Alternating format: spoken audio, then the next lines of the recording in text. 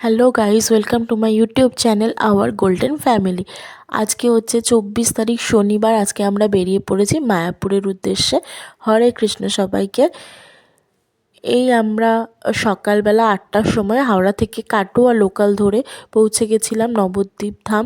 আমরা কিন্তু নবদ্বীপ ধামে নামিনি, আমরা নেমেছি বিষ্ণুপ্রিয়া স্টেশনে।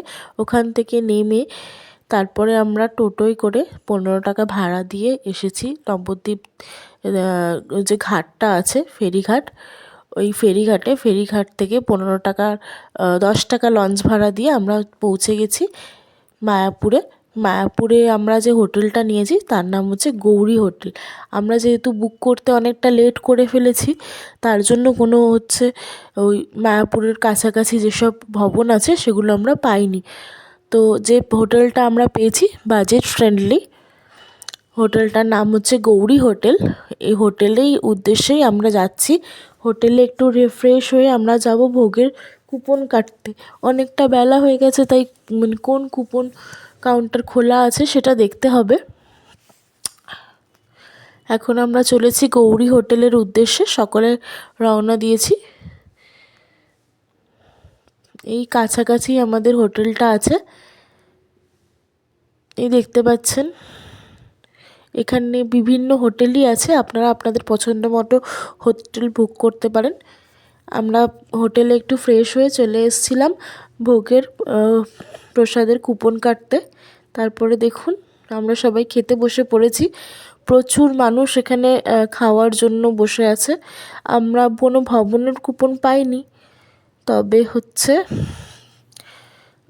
এই একটা ছোট্ট সুলভ ভোজনালয় বলে আছে, ওটার কুপন আমরা পেয়েছিলাম। ওখানে 50 টাকা দিয়ে কুপন কেটে আমরা খেতে বসেছি। আমাদের দিয়েছিল খিচুড়ি, ভাত, ল্যাবড়ার তরকারি। আমরা একটু বিশ্রাম করছি বসে খাওয়া দাওয়ার পর। এরপর আমরা সাইট সিনে বেরাবো। টোটো বুক করে ফেলেছি, 300 টাকায় সমস্ত মায়াপুর ঘুরে দেখাবে। প্রথমে আমরা এসেছি শ্রী সরস্বত গৌড়ীয় মঠে, যেখানে ঠাকুরের দেখলে মন প্রাণ জুড়িয়ে যায়। আমি যতটা পেরেছি ভিডিও করেছি, কারণ এখানে ভিডিও করা নিষেধ প্রত্যেক কটা মন্দিরে। তবুও যতটা পেরেছি আমি ভিডিও করে রেখেছি। আজকে প্রচণ্ড ভিড় ছিল সব জায়গায়। যাই হোক, শ্রী সারস্বত গৌড়ীয় মঠ আমরা যখন যাই তখনও খোলেনি। তারপরে দেখুন আস্তে আস্তে পর্দা সরাচ্ছে আমরা যাওয়ার পরে। এখানে ঠাকুরগুলো জাস্ট অপূর্ব দেখতে, ভীষণ সুন্দর ঠাকুর। এনারা বর্ণনা করছেন এনাদের লীলা।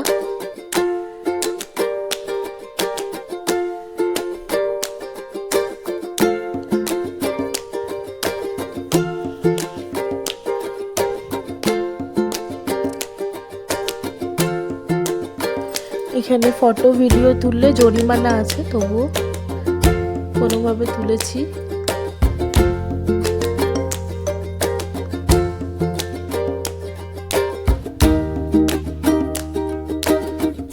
এটা দেখে আমরা যাব আমাদের পরবর্তী ডেস্টিনেশন।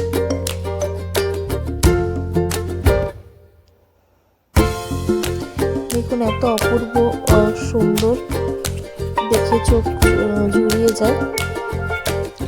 এরপর আমরা যাব আমাদের পরবর্তী ডেস্টিনেশন। এখানে আমরা চরণামৃত খেয়েছি, চলে এসেছি আমাদের পরবর্তী ডেস্টিনেশন।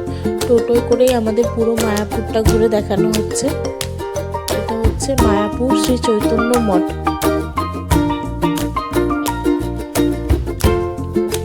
দেখুন আমরা আস্তে আস্তে ভিতরে ঢুকে যাচ্ছি। এখানে আমরা সম্ভবত রাধাকুঞ্জ পাবো। এখানে ঢোকার পথে ছোট বিস্কুট বিক্রি হচ্ছে, 10 টাকা করে 4-5টা বিস্কুট দিচ্ছে বাচ্চাদের খাওয়ার জন্য। রাধাকুঞ্জে অনেক মাছ আছে বড় বড়, আর ওখানে নাকি গিরি গোবর্ধন পাহাড়ও আছে, কথিত আছে। দেখুন আমরা দেখাবো গিরি গোবর্ধন পাহাড়। কথিত আছে পাহাড়ে নাকি 4 বার পরিক্রমা করতে হয়। যেতে যেতে আমরা বিভিন্ন মাসির বাড়ি দেখতে পাচ্ছি শ্রী চৈতন্য মহাপ্রভু। মাসির বাড়িতে রাধাকুঞ্জ আর গিরি গোবর্ধন পাহাড় আছে। যাচ্ছি শ্রী চৈতন্য মহাপ্রভুর মাসির বাড়ি দেখতে দেখতে।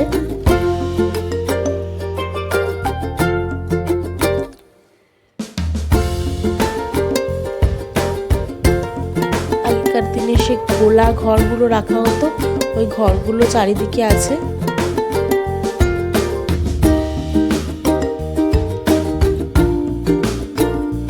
আস্তে আস্তে আমরা এগিয়ে যাচ্ছি।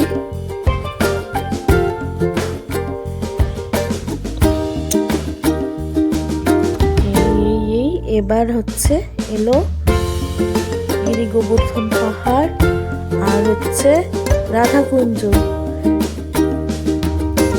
আমরা রাধাকুঞ্জ থেকে একটু জল নিয়ে নিজেদের মাথায় ছেটাবো। এই হচ্ছে গিরি গোবর্ধন পাহাড়। এখানে সবাই ফুলের মালা কিনে 4 বার পরিক্রমা করছে। স্বামী স্ত্রী একসাথে গেলে স্বামীরা নাকি আগে যায়, স্ত্রীরা তার পিছন পিছন যায়। আর এই হচ্ছে রাধাকুঞ্জ। এখানে হচ্ছে লোকে মাছেদের খাবার দিচ্ছে রাধাকুণ্ডতে।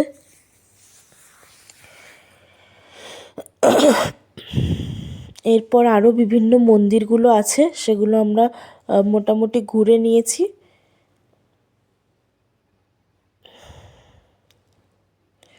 ওর ভিতরে অনেকটা বড় জায়গা। এই দেখুন শ্রী প্রভুপাদের ভজন কুটির। এটা হচ্ছে শ্রী গৌর কিশোর দাসের সমাধি। বিভিন্ন যাদের সমাধিস্থল আছে ওটা আলাদা করে রাখা আছে।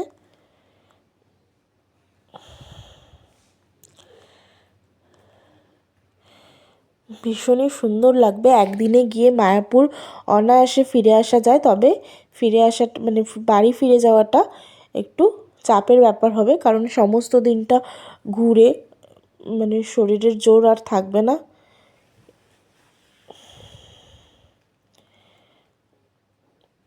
দেখুন এখানে ভিড় মোটামুটি আছে, কিন্তু যথেষ্টই আছে। ভীষণ সুন্দর জায়গাটা। এখানে অনেক জায়গায় ফটো তুলতে পারিনি, কারণ হচ্ছে ফটো তোলা নিষেধ আর জরিমানা হবে বলে তোলা হয়নি।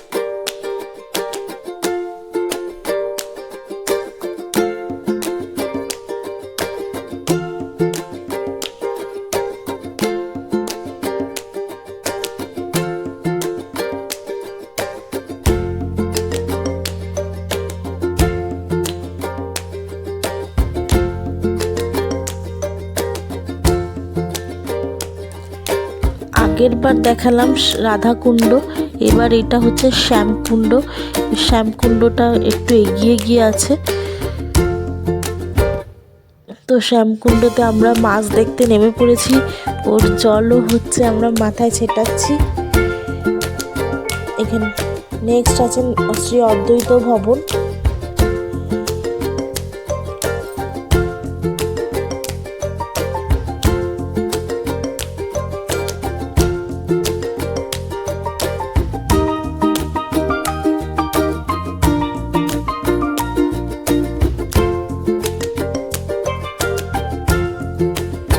এখানে যারা ডোনার্স আছে তাদের নাম লেখা আছে, যারা হচ্ছে সমাধিতে কিছু দান করেছে, এইসব কাজে কিছু দান করেছে, তাদের নাম হচ্ছে এখানে লেখা আছে।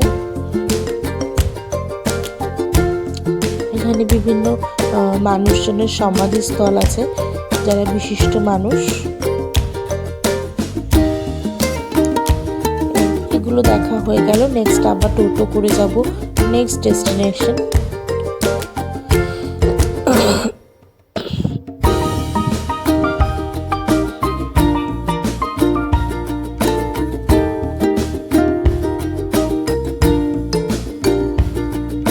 এটা হচ্ছে শ্রী মহাপ্রভুর জন্মস্থান।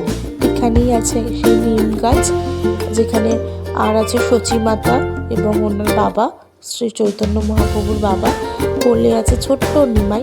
এখানে গেলে আপনারা দেখতে পাবেন।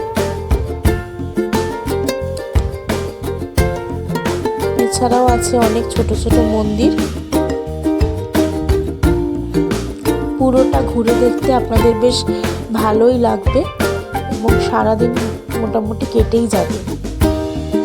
আমাদের যেটা দেখা হয়নি আজকে সেটা হচ্ছে ওখানে মুভি থিয়েটার আছে ইসকন মন্দিরের ভিতরে, যেখানে বিভিন্ন হচ্ছে বিশিষ্ট পুরুষদের মনে হচ্ছে শো দেখানো হয়, ওইটা দেখানো হয়নি। ইসকন মন্দিরের ভিতরে আমরা হচ্ছে ওই নিত্যানন্দ কুটিরের কাছে ওই যেখানে ভজন সংকীর্তন হয় ওইটা দেখে এসেছি এবং গোশালাও দেখেছি। মুভি থিয়েটারটা আমাদের দেখা হয়নি।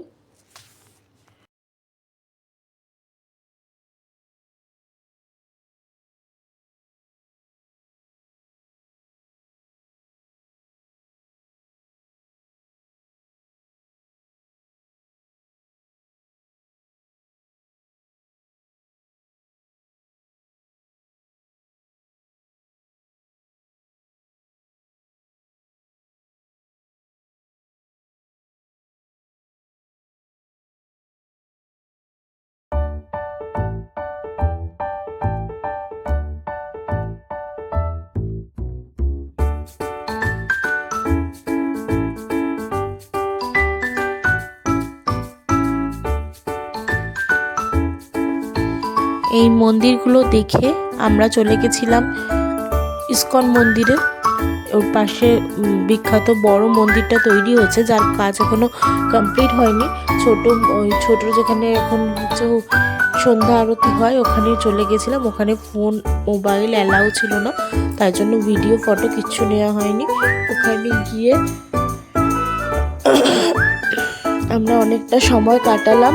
তার আগে ইসকন মন্দির ঢোকার আগে আমরা গেছিলাম পুষ্প সমাধি মন্দিরে। ওখানেও সেম নিয়ম, ওখানে ফোন কিছু ব্যাগ কিছু অ্যালাউ ছিল না, তো তার জন্য আমরা ফটো ভিডিও তুলতে পারিনি। তো এই করে রাত্রিরে আমরা খেয়েছিলাম এখানকার হচ্ছে ভেজ বিরিয়ানি।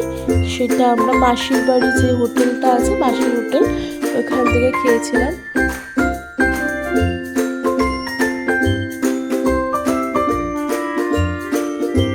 এইভাবে সমস্তটা দিন আমরা কাটিয়ে রাত্রিবেলা পরিশ্রান্ত হয়ে সকলে অঘরে ঘুমিয়ে পড়েছিলাম।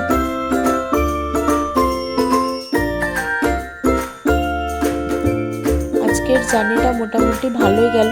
তো যারা একদিনের মধ্যে মায়াপুর ঘুরে দেখতে চাও তারা মোটামুটি এগুলো কভার করতে পারো, তবে হাতে দুদিন সময় থাকলে আরও বেটার হয়, কারণ এত বড় জায়গা এবং হরিনাম সংকীর্তনে যা ভিড় হয়, বাপরে বাপ, অবিশ্বাস্য ভিড়।